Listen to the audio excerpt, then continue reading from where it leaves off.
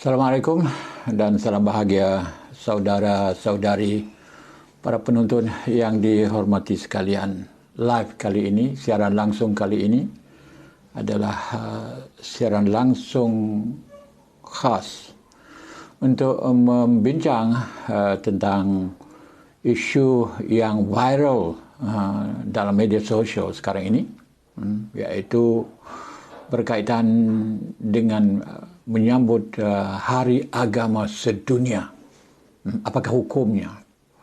Ya, dan perkara-perkara lain saya akan bincang di sini.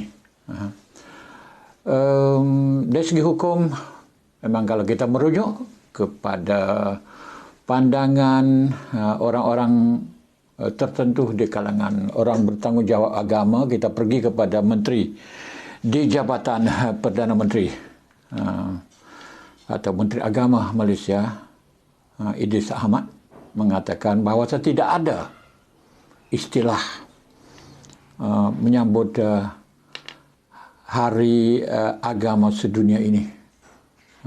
Jadi itu jawapan yang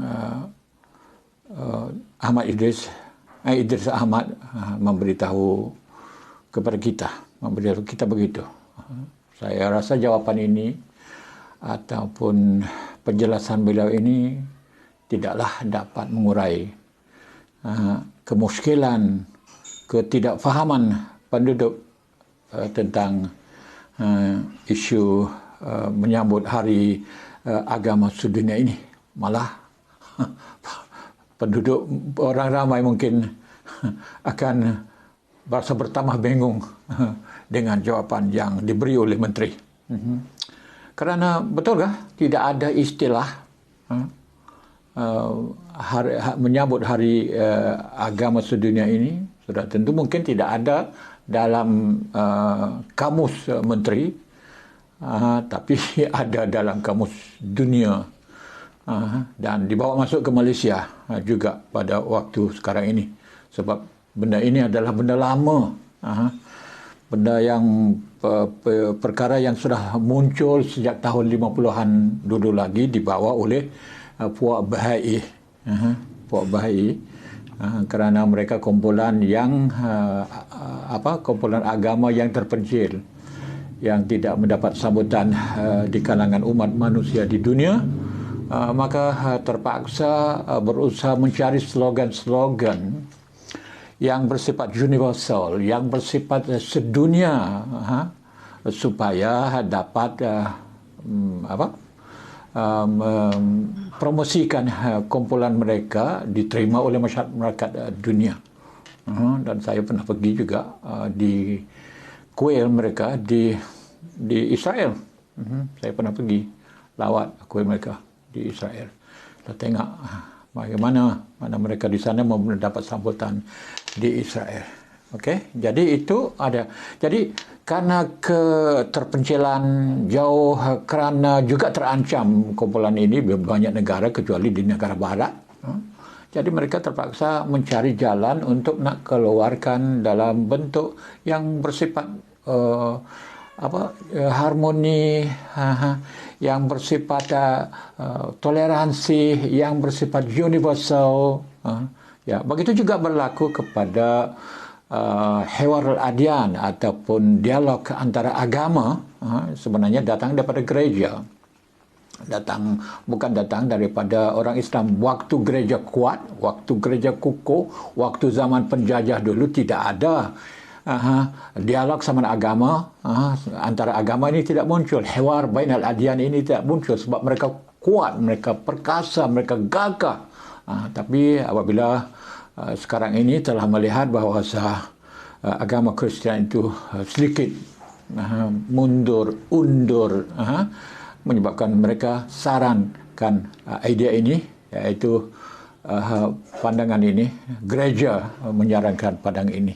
Dengan itu orang Islam apabila dia sedar perkara ini, ramai ulama tidak nak mana ikut serta dalam hiwar adyan Kerana ini mereka anggap kata kami kuat. Walaupun Kristian kuat, orang Kristian lebih ramai di seluruh dunia pada hari ini, tapi umat Islam marah di mana-mana, di Eropah, di Amerika, di mana-mana marah. Jadi mereka kata tak perlulah ikut serta dalam hewar adian.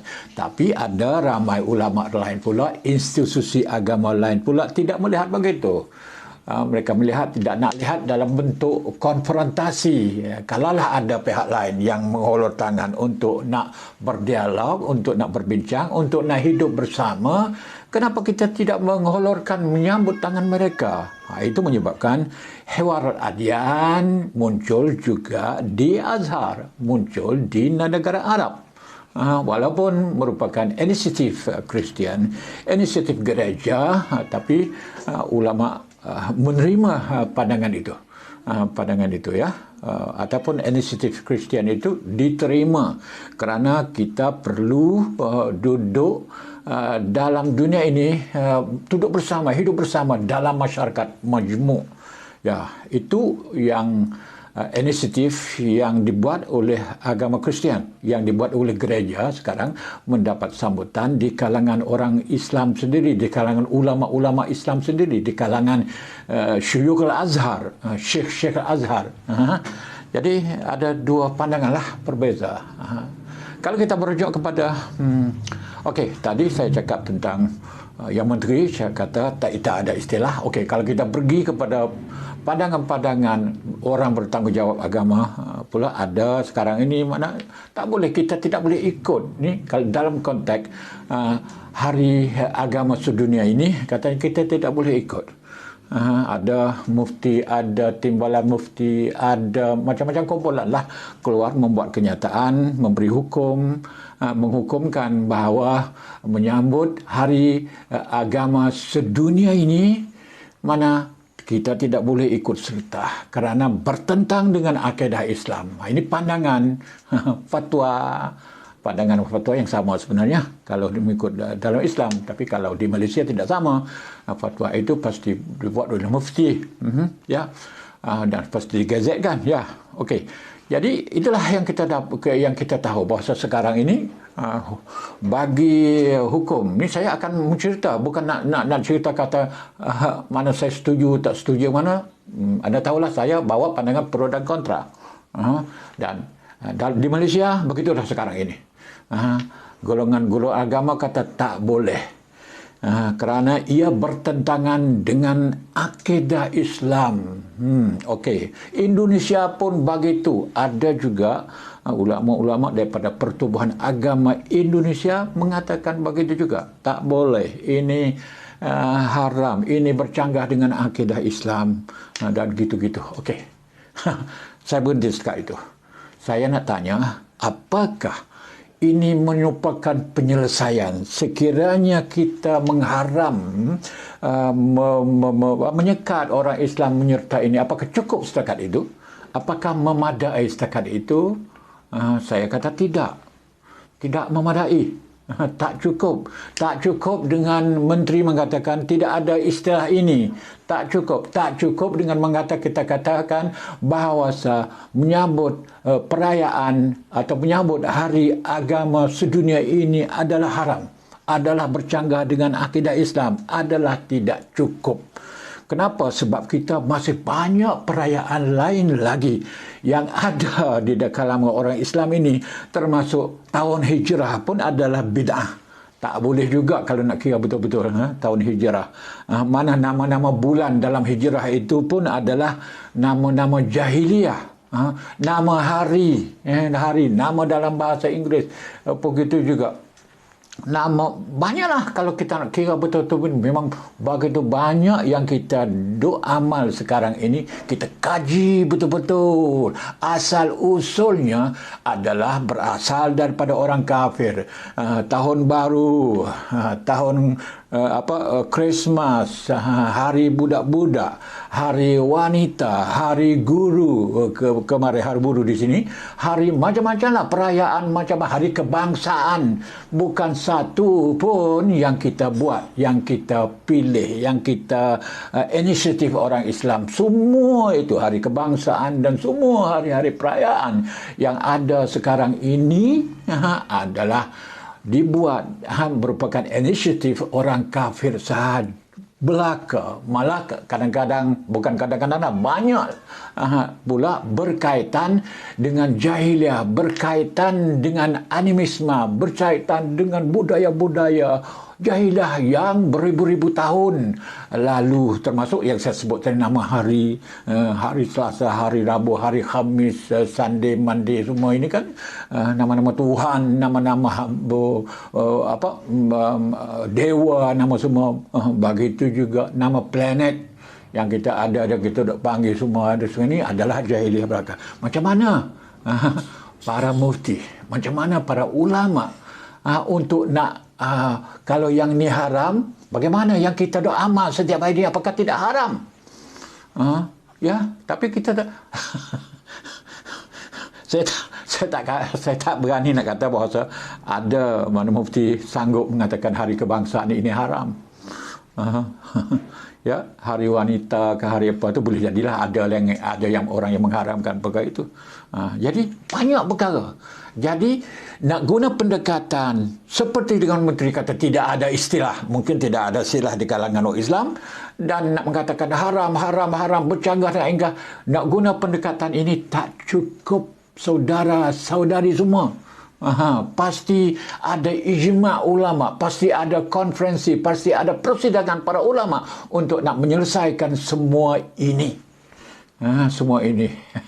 Dan saya rasa saya sendiri pun mana tidak dapat nak memberi jawapan yang jelas tentang perkara ini. Sebab memang kita sekarang ini berada dalam melaksanakan perkara-perkara yang betul-betul tidak ada dalam Islam, bukan daripada Islam, bukan daripada inisiatif orang Islam, bukan orang yang kita buat semua ini.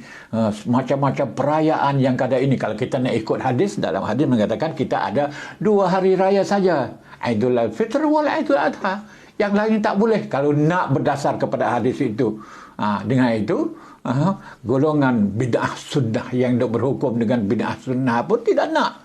Dia tak nak benda ni, tak nak. Dia kata tak boleh. Tapi kalau kata tak boleh pun, dia kena bersambut juga hari raya hijrah yang juga bid'ah.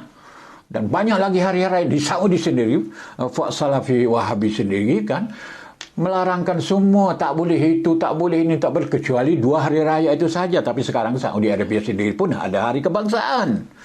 Ada macam-macam hari sekarang ini diperayaan. Hari Muhammad Abdul Wahab pun ada, dipanggil Usbu' Syekh Muhammad Abdul Wahab pun sudah ada. Jadi macam mana saudara-saudari? Jadi pendekatan yang anda sekarang guna sekarang, pendekatan fiqh yang anda guna sekarang, golongan agama wan sekalian, saya nak bagi tahu, tak kiralah sama ada dengan bercakap seperti menteri kata tak ada istilah, atau nak kata ini bercanggah dengan akidah, ini bercanggah dengan Islam, gini-gini, tak mencukupi. Kerana ada di kalangan kita sekarang ini, yang kita doa amal sekarang ini adalah semua milik orang kafir, milik jahiliyah, semuanya. Okey, itu nak pergi kepada hari kebangsaan, hari dunia ini. Bukan saya nak menyokong supaya ada hari dunia sekarang ini. Kenapa? Kalau yang ni tak boleh, kenapa hari dunia ni tak boleh? Kita buatkan alternatif, buat badil, buat alternatif. Dalam Islam, ulama Islam, Tuhan sendiri pun di dalam Al-Quran tidak mengharamkan sesuatu kecuali ada alternatif, kecuali ada badil. Tak boleh berzina, tak boleh pergi buat hubungan seks dengan wanita, dibenarkan perkahwinan. Tak boleh itu, dibenarkan cara ini. Ada mana badil. Itu Islam buat. Tapi kita sekarang tak boleh itu, tak boleh ini. Ini bukan saya nak membolehkan. Tak, saya bukan gitu. Nak membolehkan, nak mengharuskan hari perayaan itu menyambut hari agama sedunia, tidak. Tapi nak beritahu bahawa, macam mana kalaulah Menteri Agama itu cuba cadangkan bercakap dengan semua agama, buatkan hari agama sedunia, tak usah ambil punya Bahai ini, tak usah ambil puak Bahai ini, sebab ada latar belakang, kerana mereka Bahai dia ada dalam akidah mereka begitu begini. Tak usah ambil yang ni, buat yang lain, buat hari agama sedunia, tak usah letak nama macam ni, letak nama macam lain. Buat macam tu sebagai satu alternatif, bukan haram, tak ada jalan keluar. Buatkan badil, buatkan jalan keluar, ciptakan alternatif, boleh tak? Berpakat, bersetuju dengan semua negara Islam, panggil orang Kristian, panggil orang Hindu, panggil orang semua agama lain berkumpul dalam satu persidangan, beberapa kali bersidang pun tak apalah, buatkan satu hari khas untuk agama hidup bersama. Kamu dengan agama kamu, kami dengan agama kami, seperti Islam menyuruh tak begitu, tapi kita boleh duduk bersama, kan boleh. Sepatutnya perkara ini sudah berlaku lama, sudah wujudkan sejak mula merdeka dulu lagi, tapi kenapa tidak ada? Boleh tak?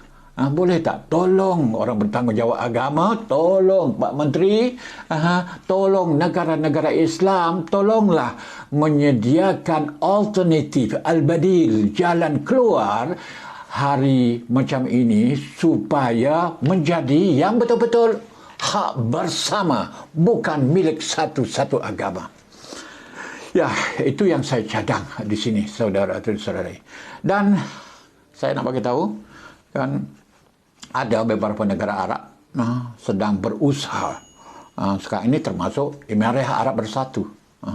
Dia ada dipanggil Mubadarah Ibrahimiyah, nak mengumpulkan agama-agama Nabi Ibrahim, iaitu agama Islam, agama Kristian, agama Yahudi, menjadi boleh duduk bersama, bukan nak bersatu, nak duduk bersama, bercakap tentang ajaran-ajaran yang ada tasamuh, yang ada toleransi.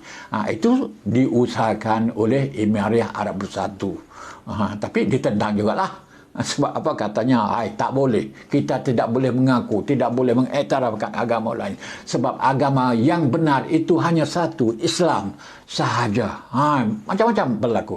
Ini dipanggil Mubadarah Al-Ibrahimiyah ataupun inisiatif Ibrahim, iaitu mengumpulkan tiga agama ini, diusahakan oleh pihak Emirat Arab Bersatu. Kadang-kadang dipanggil Baitul Ailah Al-Ibrahimiyah, Baitul Ailah, rumah keluarga Ibrahim, iaitu mengumpulkan tiga agama ini. Baitul Ailah Al-Ibrahimiyah, rumah keluarga Ibrahim, iaitu rumah keluarga Nabi Ibrahim, tiga agama ini. Nak duduk bersama, boleh minum teh, boleh makan nasi bersama, duduk berbincang tentang isu-isu agama. Tapi ramai yang menolak juga. Dan ada pandangan daripada Azhar sendiri pun, dari sudut untuk nak ini pun ada mana tahafuz, bukanlah kata terima terus menerus tentang perkara ini.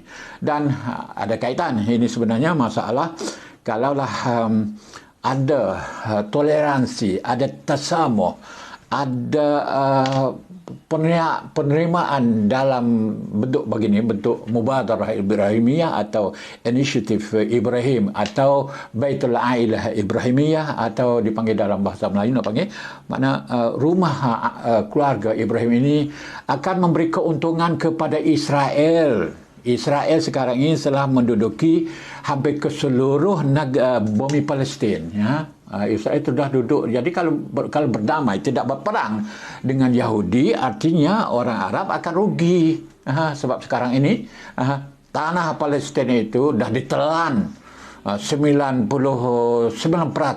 Hanya ada 1% yang merupakan tebing barat, mungkin lebih sikit lebih daripada 1%. Tebing barat dan Gaza itu sahaja yang duduk di bawah Palestin menjadi otonomi, sedikit saja. Yang lain sudah ditelan habis, sampai Baitul Maqdis sekarang pun berada di bawah Yahudi, sudah jadi ibu kota Israel. Jadi kalaulah orang Arab mengiktirafkan Baitul Ailah Ibrahimiyah atau rumah keluarga Nabi Ibrahim atau Mubadarah Al-Ibrahimiyah, artinya Arab mengiktirafkan pencabulan Yahudi, pendudukan Yahudi di Palestin. Itu adalah masalah utama yang jadi begitu.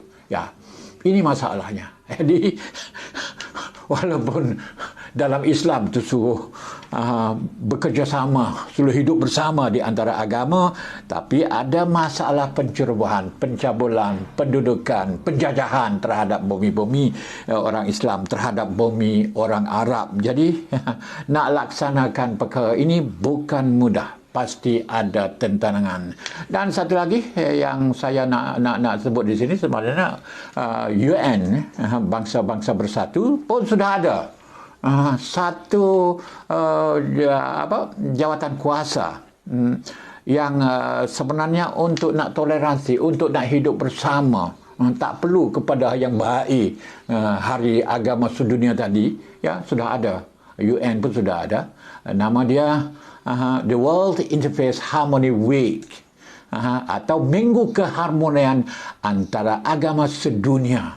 Ini UN telah ada, iaitu sejak pada tahun 2010, pada 2010 September 23 2010, Raja Abdullah Raja Abdullah kedua daripada Jordan telah menyarankan supaya adakan Minggu Keharmonian Antara Agama Sedunia. Ini telah dirayakan setiap tahun, dan UN terima perkara ini dan sudah menjadi hari atau minggu. Ini minggu perayaan yang diadakan. Jadi kita boleh buat yang ni.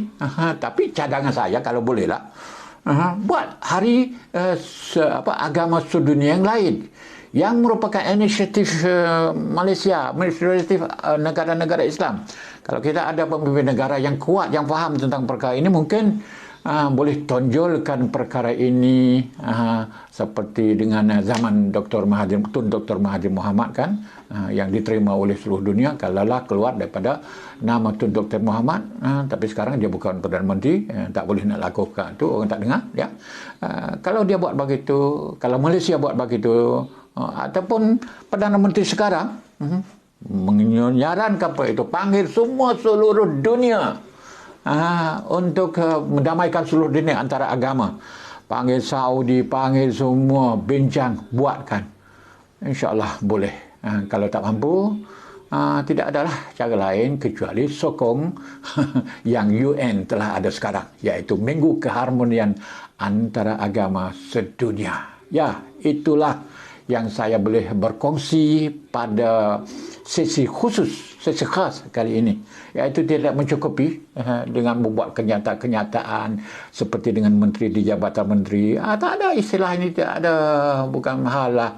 Ataupun kita membuat ini tak boleh, ini bercanggah dengan akidah kita, bercanggah dengan agama kita, ataupun ini bid'ah. Tak mencukupi. Sekarang masyarakat cerdik, masyarakat pandai, mereka boleh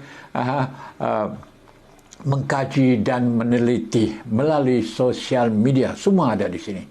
Ya, okey. Jadi kita perlu alternatif, perlu al-badil, perlu jalan keluar daripada orang Islam itu sendiri. Ya, terima kasih kerana menonton. Jangan lupa tolong subscribe, tolong jadi follower, dan tolong share serta beri komen. Setuju dan tidak setuju, terserah kepada anda. Sekian, wassalam.